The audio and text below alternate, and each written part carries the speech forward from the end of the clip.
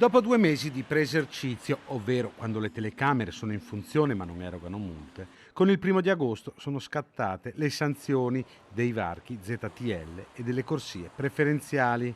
In totale, nella prima settimana sono state elevate quasi 10.000 multe, un numero alto che però rappresenta il 18% dei veicoli controllati. Nonostante questo, insomma, sono state rilevate delle sanzioni.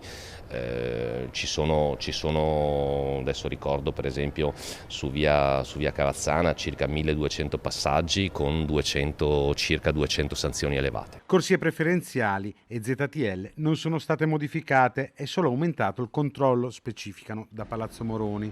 Per ora resteranno anche i cartelli luminosi che indicano i divieti. Il preesercizio è servito perché in alcune vie i passaggi sono passati da 8.000 a meno di 3.000, di cui gran parte autorizzati. Esistono però ancora molti passaggi abusivi, sia corsie preferenziali che su ZTL, diverse centinaia al giorno. Noi abbiamo fatto di tutto con una grande comunicazione prima dell'avvio anche del preesercizio, ma anche durante l'esercizio vero e proprio, con dei display luminosi di fronte agli ingressi non consentiti, per evitare le persone di passare, per avvisare il più possibile che effettivamente le telecamere erano attive e multavano.